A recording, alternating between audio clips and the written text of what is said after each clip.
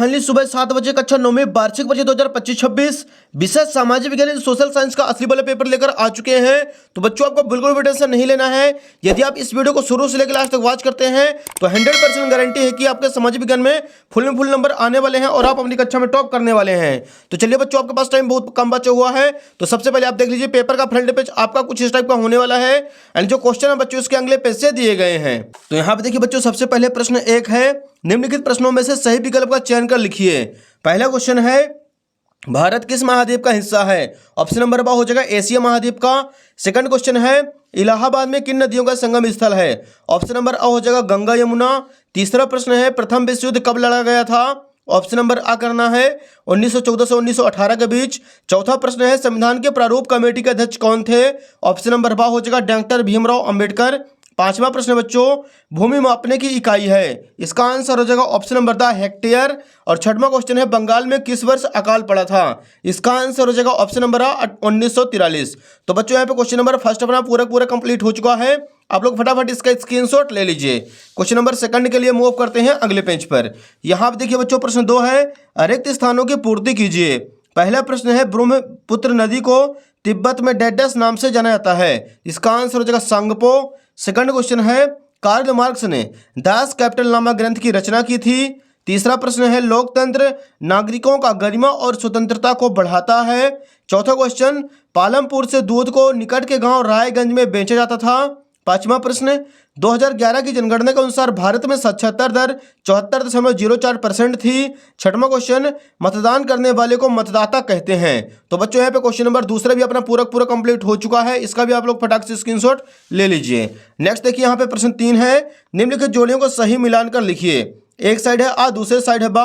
पहले नंबर देखिए महानदी, इसका आंसर करना है छत्तीसगढ़। दूसरा है ड्यूमा, इसका आंसर हो जाएगा रूस की संसद है। तीसरा बच्चों, देश का सर्वोच्च कानून संविधान कहलाता है। चौथा है निर्धनता रेखा का आंकलन, इसका आंसर करेंगे राष्ट्रीय प्रदेश सर्वेक्षण संगठन द्वारा किया जाता है। अगला देखिए पांचवा है चुनाव आयोग का कार्यकाल, तो इसका आंसर करना है 6 वर्ष का होता है और राष्ट्रीय खाद्य सुरक्षा अधिनियम 2013 में लागू की गई थी। तो बच्चों यहाँ पे प्रश्न क्रमांक तीसरा भी अपना पूरा कंप्लीट हो चुका है, इसका भी आप लोग फटाफट स्क्रीनशॉट ले लीजिए। क्वेश्चन नंबर 4 के लिए मूव करते हैं अगले पेज पर। यहाँ आप देखिए बच्चों, प्रश्न चौथा है हमारे सामने, निम्नलिखित प्रश्नों का उत्तर एक शब्द वाक्य में लिखिए। पहला प्रश्न है, शीतलहर क्या है? इसका आंसर लिखना है एक ऐसी मौसम की स्थिति है जिसमें तापमान में अचानक और काफी गिरावट होती है जिससे सर्दी बहुत अधिक बढ़ जाती है, शीतलहर कहते हैं। सेकंड क्वेश्चन है, भारत का जनसंख्या घनत्व कितना है? इसका आंसर हो जाएगा भारत का जनसंख्या घनत्व 382 व्यक्ति प्रति वर्ग किलोमीटर है। तीसरा प्रश्न, युंगफोक क्या था? इसका आंसर करना है युंगफोक नात्सी युवा संगठन था। चौथा क्वेश्चन, नेल्सन मंडेला किस देश के राष्ट्रपति थे? इसका आंसर हो जाएगा नेल्सन मंडेला दक्षिण अफ्रीका के राष्ट्रपति थे। पांचवा है, कार्यशील पूंजी का एक उदाहरण लिखिए, तो इसका आंसर हो जाएगा बिक्री कार्यशील पूंजी का एक उदाहरण है। छठवां क्वेश्चन, बीपीएल कार्ड किस वर्ग के लोगों को प्रदान किया जाता है? इसका आंसर करेंगे बीपीएल कार्ड गरीबी रेखा से नीचे वाले परिवारों को प्रदान किया जाता है।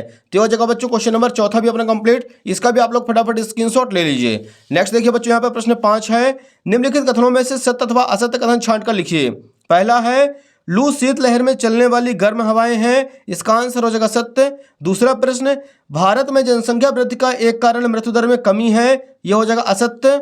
तीसरा प्रश्न, भारत की जनगणना प्रतिवर्ष 5 वर्ष में की जाती है, यह भी हो जाएगा असत्य। चौथा है, हिटलर आर्थिक संकट दूर करने के लिए उद्योग स्थापित करना चाहता था, यह हो जाएगा सत्य।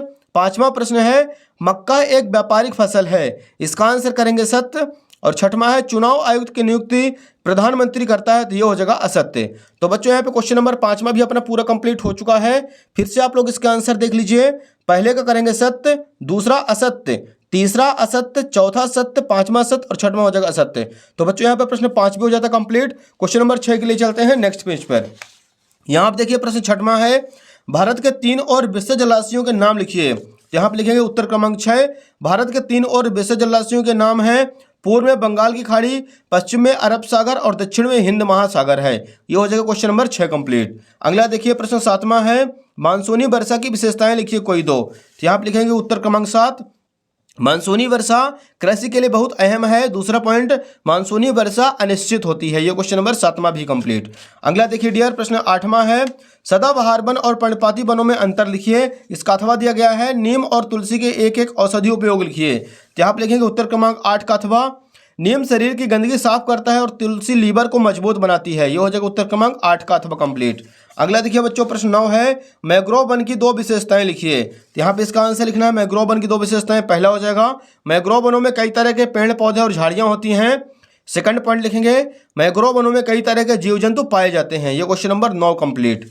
अगला देखिए बच्चों, प्रश्न 10वां है, जैकोबिन क्लब के सदस्य कौन थे। तो इसका आंसर लिखना है यहाँ पे उत्तर क्रमांक 10। जैकोबिन क्लब के सदस्य मुख्यतः छोटे दुकानदार तथा कारीगर जैसे जूता चप्पल बनाने वाले और नौकर व दिहाड़ी मजदूर आदि थे, जो समाज के कम संबद्ध हिस्से में आते थे। तो ये हो जाएगा प्रश्न क्रमांक 10 भी अपना पूरा कंप्लीट।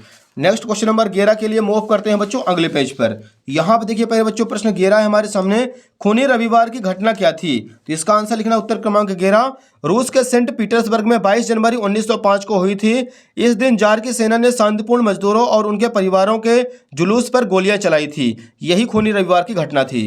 प्रश्न 12 देखिए, युद्ध से जंगल क्यों प्रभावित होते हैं। तो यहाँ पे लिखेंगे, युद्ध के समय जंगलों में आग लग सकती है, जिससे वनस्पति और जीव जंतु नष्ट हो जाते हैं। इस प्रकार युद्ध से जंगल प्रभावित होते हैं। नेक्स्ट देखिए प्रश्न 13 है, वयस्क मताधिकार क्या है। तो यहाँ पे लिखेंगे उत्तर क्रमांक 13 का आंसर, सभी नागरिक जो 18 वर्ष और उससे अधिक उम्र के हैं, उनकी जाति या शिक्षा, धर्म, प्रजाति आदि परिस्थितियों के बावजूद वोट देने के लिए स्वतंत्र हैं। इसे वयस्क मताधिकार कहा जाता है। अगला देखिए प्रश्न 14 है, पंथ निरपेक्ष संविधान क्या है।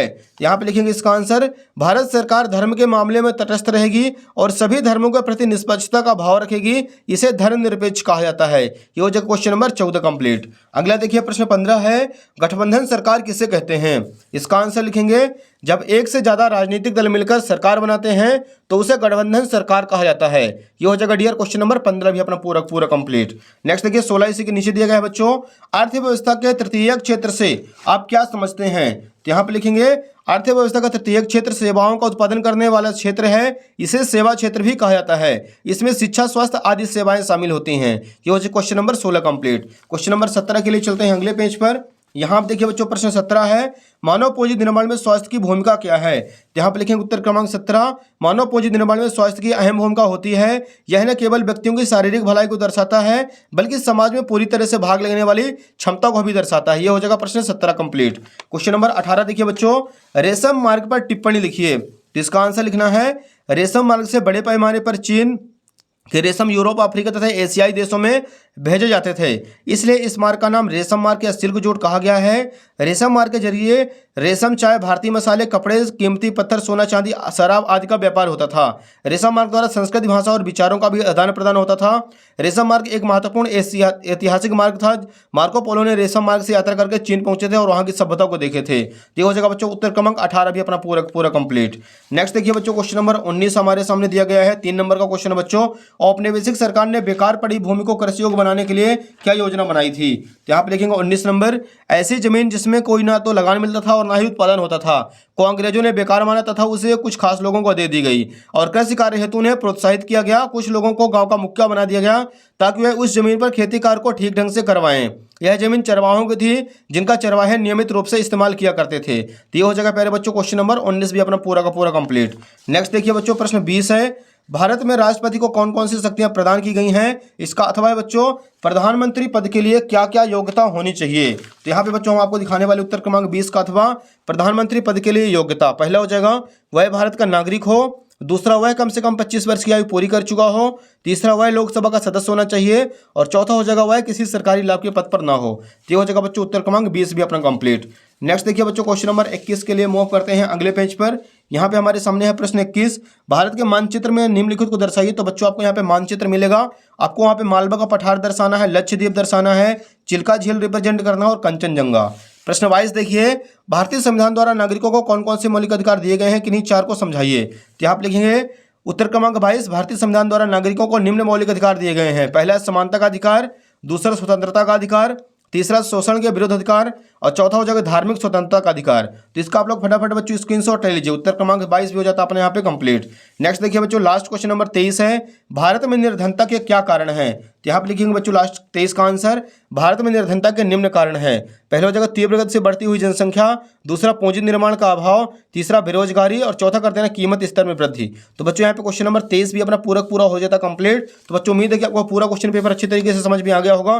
फटाफट वीडियो को लाइक कर दीजिए, चैनल को सब्सक्राइब कर लीजिए और वीडियो को ज़्यादा से ज़्यादा बच्चों को भी शेयर कर दीजिए, क्योंकि बच्चों वीडियो बनाने में बहुत ही मेहनत लगती है और बहुत ही ज़्यादा टाइम लगता है। तो आप अपने दोस्तों के सभी दोस्तों के मत अपनी वीडियो को फटाफट शेयर कर दीजिए, चैनल को सब्सक्राइब कर लीजिए, नोटिफिकेशन को जरूर आपको ऑल पे प्रेस कर लेना है। धन्यवाद।